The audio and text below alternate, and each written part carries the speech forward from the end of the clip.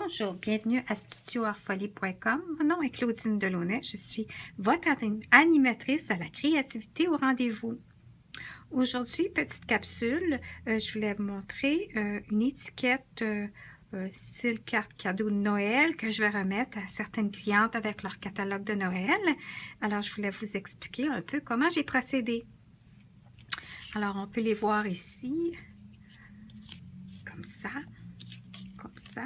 J'ai utilisé des nouveaux produits qui est dans le catalogue annuel 2017 et 2018, ainsi que des produits aussi qui sont dans le catalogue de Noël. Alors, je vais commencer par vous expliquer. J'ai utilisé en premier lieu du carton papier cartonné épais murmure blanc. Parce que je trouve que c'est important. J'ai fait une double épaisseur pour que le signet ou disons la carte étiquette reste bien solide et puis que c'est résistant que juste une simple une couche d'un carton seulement. Alors j'ai dit je vais y aller avec l'épaisseur cette fois-ci.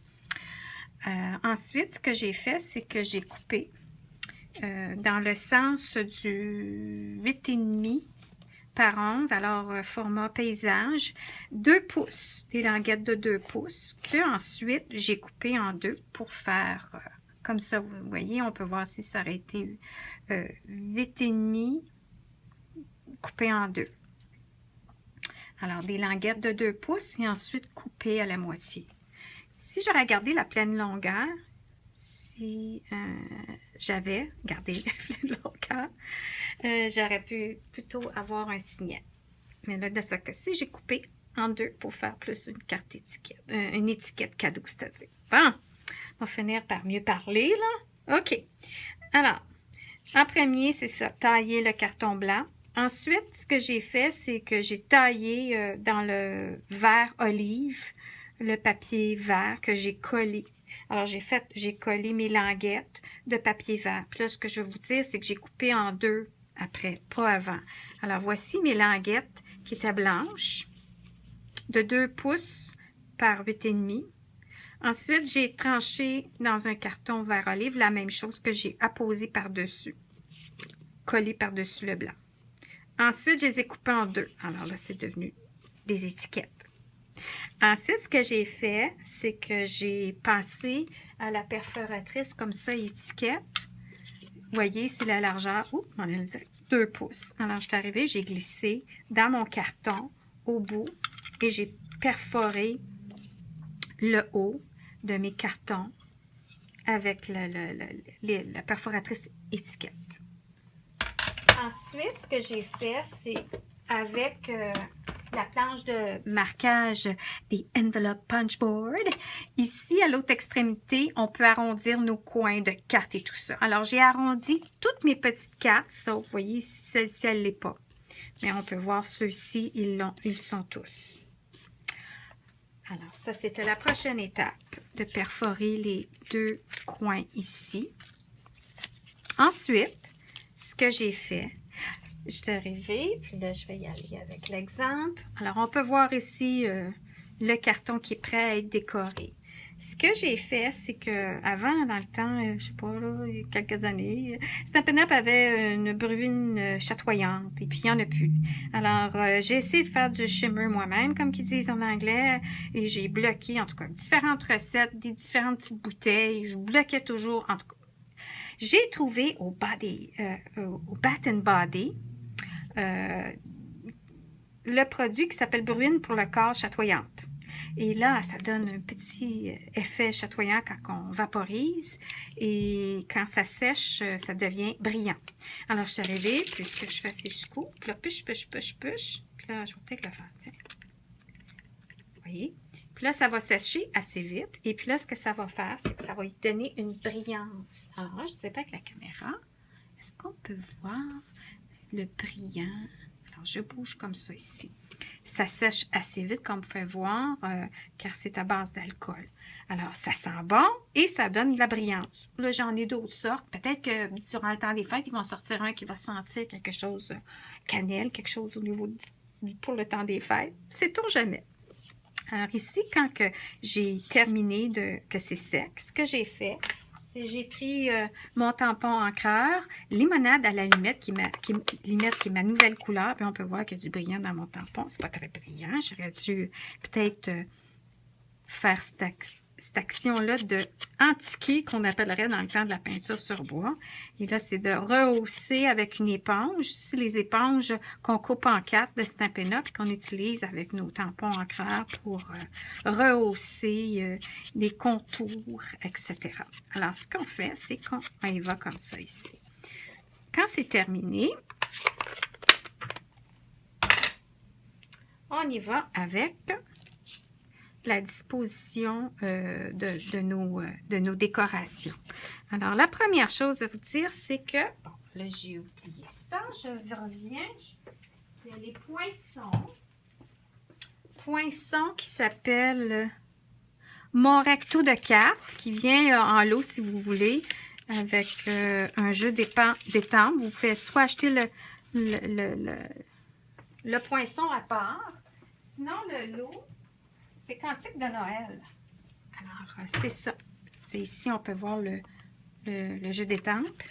Et puis, c'est merveilleux. Vous allez voir plus tard, je vais afficher d'autres projets que j'ai réalisés avec ça. Et c'est vraiment là, merveilleux comme poinçon. Avec toutes les petites bédules là, ici. Alors, ce que j'ai fait, c'est que avec la Big Shot, puis là, je vais faire... Oh, excusez-moi.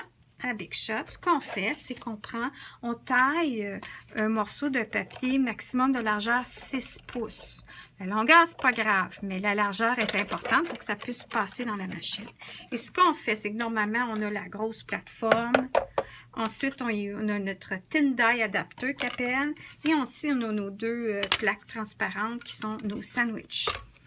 Et puis, ce qu'on fait... Alors là, j'ai utilisé ce merveilleux nouveau papier que j'ai taillé. Il vient en 12 par 12. Et je vais vous montrer ici.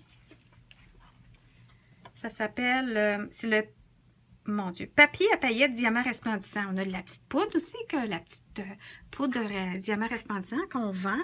Mais là, celle-ci, ça nous sauve l'étape de faire l'étape d'apposer de la petite brillance. Elle est déjà là.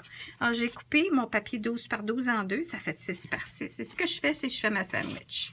Hein, je glisse ma première plaque comme ça ici, qu'il faut toujours faire des rotations. Jamais les laisser toujours la même façon pour le passer, sinon ils vont courber. Super important. Alors là, on appose ça. Et là, on choisit. Là, moi, ce que j'avais fait, c'est que j'avais pris mon arbre double comme ça, que j'avais apposé, comme ça ici.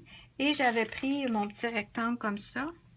Puis, ce que j'ai fait, c'est toujours à l'endos. Alors, les petites lignes, c'est toujours à l'endos comme ça pour couper.